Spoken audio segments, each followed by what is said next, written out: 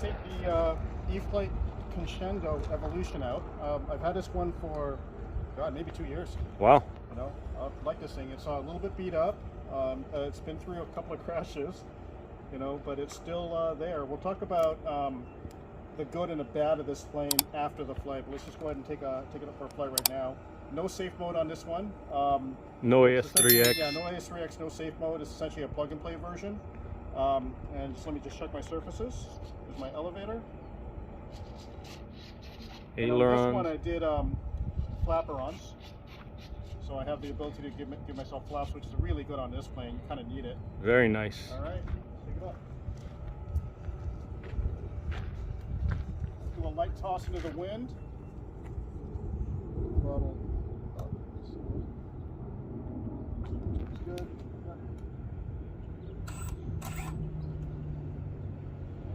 All right, here we go.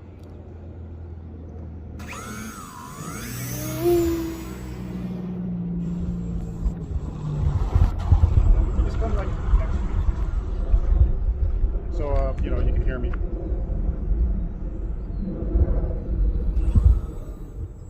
This is a good plane. Well, it's fast from what I know.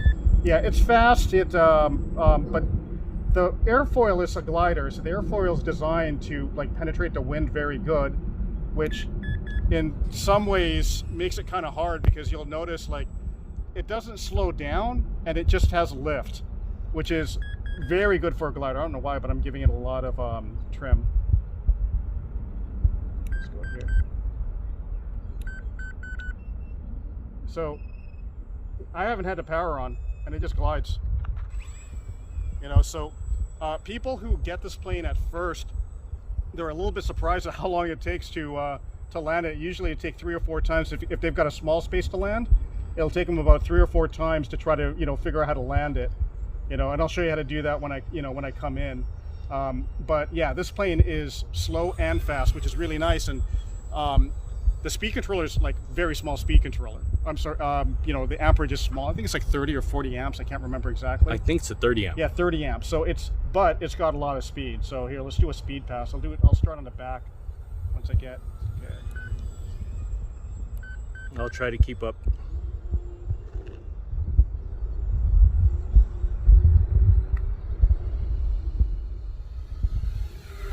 Holy moly, thing is fast. And it rolls really good roll rate. But you could sit there and find thermals with this thing and then haul ass. You could do both, you know?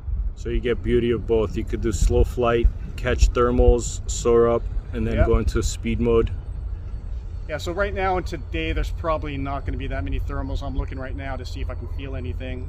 So usually around here there is. No. Yeah, I'm holding up elevator. It's not really, you know, not today. So today is a speed day.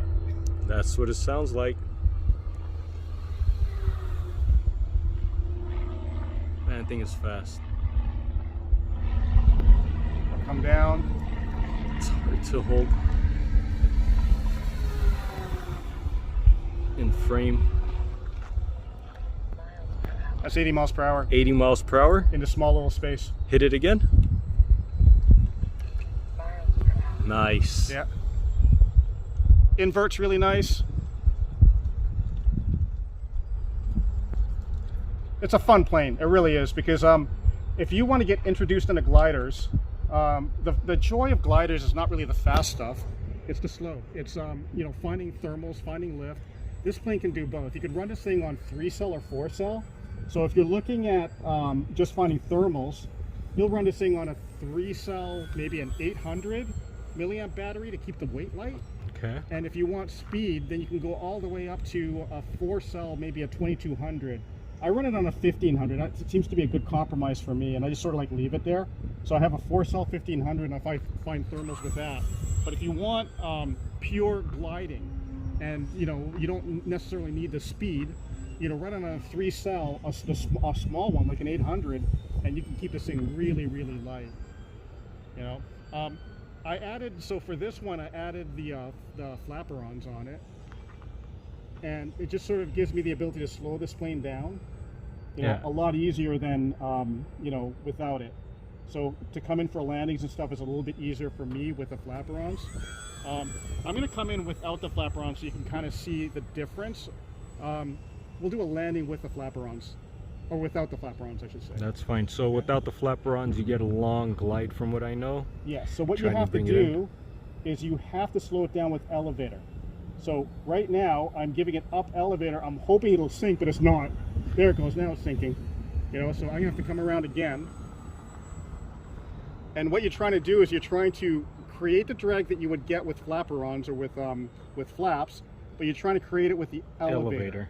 Okay. So right now I'm giving it up elevator, up elevator, up elevator, and you see how it's sinking now? Yes. That's how you slow it down. Yep. That wasn't even enough. There it goes. Oh, more. Still not enough. Yep, okay, I'm going to come around again. Yep. You got to slow it down more. That's the trick to this. That's the trick of this one. So you have to, like, you know, maybe shallow the dive a little bit, but then just give it up elevator to slow it down. Because if you don't, you're never going to slow this thing down. There you go. There it goes. There it goes. Now it's coming down. There you go. That's full up elevator, and it comes in for a landing. Beautiful. But if you fly this thing, the first thing that you're going to notice is everything. You're going to love it. You're going to love it in the air. It's going to fly great. You're going to come in for your first landing. You're going to have to come in 4 or 5 times, or like me right there, 3 times, you know, to bring it in. So I'm going to now, if you have one of these, if you can set up your flaperons, you're going to love it. So I'm going to set up flaperons now. For the next one, I'm going to toss it up, do a flight, and land with flaperons. See the difference?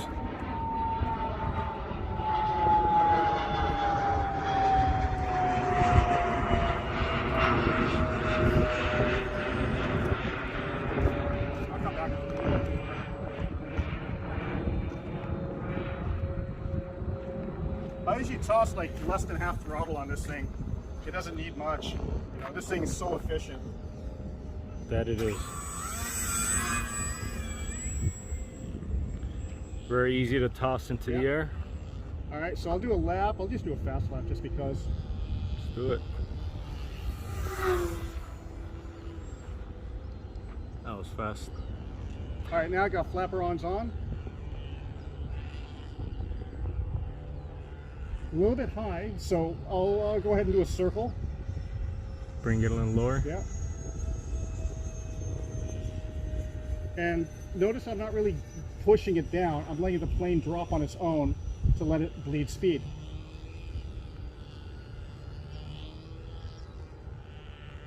Okay, so I'm going to come around again. Because yeah, it was a little bit too high because I did that speed pass. The wind did pick up a little bit too, Yeah, headwind. So it's going to push it up a little. There it goes. This is going to be easy now. Nice. I'll give it some power. So Bring it in closer. So that's the difference. Nice. A lot easier with flaperons than without it. Yeah. I don't know why they didn't give it flaps. I think the previous version of this one did have flaps, but I think they wanted to concentrate more on speed, I guess. You know, because this is the faster of the different generations of it.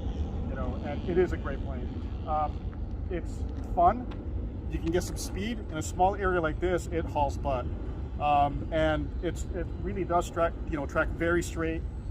It slows down really nice, and even with the 4-cell battery, I've been up there on a good thermal day and had this thing up in the air for 20 minutes, and the only reason why I came down was because I got tired. Yeah, of looking up. Yeah, exactly. All right. All right, so this is just do a couple of notes on this plane. Great design. I love the fact that they kept it, you know, very glider-esque, and they kept it, you know, very efficient. There's a couple of things that aren't the greatest on this, though. So let's look at the front really quick. So pros and cons? Yep. So here we go. So the prop itself works very well. I really like this prop. But the problem is the way that it's designed, which is the way that a lot of gliders with the folding props are designed, is the blades of the prop are attached to the spinner. Okay. Unfortunately, the spinner itself is plastic. So I think this is my third one, and not from like damaging it, because it folds. So when you come in for your landing, that's not what's breaking it. But what's happening is stress, especially on 4-cell, goes around here, and it actually snaps one of those, you know, blades off. From the mount? Yeah, from the mount. Wow. And that's happened to me like a couple of times already. And if you're at full speed in the air when it happens, you essentially explode this entire front. You know, I've had to, like, my motor fell out, like, you know, everything, like, at full speed on 4S, it actually does explode. So I've had to repair that a couple of times, glue the pieces back together, you know. So you do have to be careful with that. So I do suggest that if you have one of these, two things you can do. The first one is you can just inspect it before every day and just make sure you don't see any stress fractures in here. The other thing you can do is you could probably, like, find out how big this is and order an aluminum one. I haven't done that yet, but I think the next time that it breaks, I'm going to get an aluminum one. Makes sense. It's just, you know, Aloft Hobbies has a really nice chart, and they have a bunch of different versions. I think that they actually have themselves as under their own brand that look really good. And on my other glider, I use that, and it works great. So it might be something to consider if it happens to you a lot. If you're flying on 3-cell, I bet you anything is not going to happen. This happens because it's on 4-cell, and you're putting a lot of pressure on, you know, on that plastic. 80 miles an hour, yeah. Yep. The other thing is I'm not really happy with is the tail. So the tail itself, you know, like, it works great. It's held on with tape. You know, that's how it's mounted. But it seems to be enough. That part seems okay.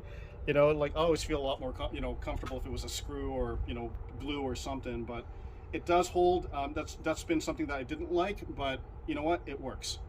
You know, the problem though. So it's got a little bit of flex in here.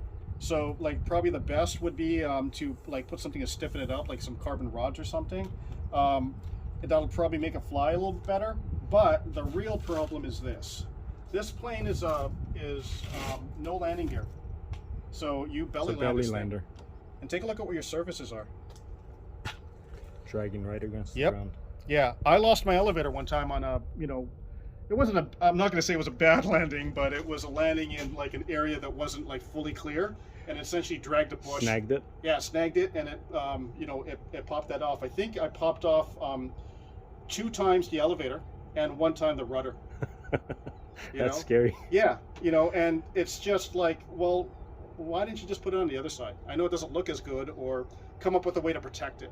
True. You know, but having it exactly right at the bottom like this, I mean, if you look, this is below, or yeah, this is below the skid. Yep. So this is higher than the skid. The horn sticks out. Yeah, so in other words, it's going to hit every single time. It's going to snag, yep. Yeah, you know, so if your ground isn't perfectly, you know, flat, or if you're landing in grass, it's probably fine, but we don't land in grass here. No. You know, so that's the other thing that's not the greatest on this. The tail just seems a little bit, look at that. It's just, you know, like, it really does. I probably should do that. I'll do a little carbon strip reinforcement. Yeah, carbon strip in there, like I do with the Vampire. Yep. You know, besides that, really efficient design, really good design. I think it's a great flyer. To fit my 1500 milliamp battery, I'm using that battery. I had to shave quite a bit over here, and it's still, when you put it together, it doesn't really sit quite right, you know. But it does hold. But it holds, and it's fine, you know. So that's the only thing. It's not, you know, that's not like your bay is kind of small. I know people say that they run 2200s in here. I think you could put a flatter, longer 2200. Yeah, you put a 2200. Yeah, but these 1500s I really like. I like the way that it flies. The weight, the size of it seems really nice. Just, you know, shave out your canopy a little bit and it'll fit. And you do get a pretty good lengthy flight with the 1500 as well. Oh yeah, you do. You know, and especially if you're, you know, I mean, this is unfair, but if you find a thermal, I mean, you're up there for, like again, like about 20 minutes is the most I can do. Until you get tired. Yeah, I get tired. You know, just finding thermals with this thing on a good thermal day, it's so much fun. So, all right, that's it. Cool. Well, that's the review on the Hobby or Horizon Hobby Conscendo Evolution.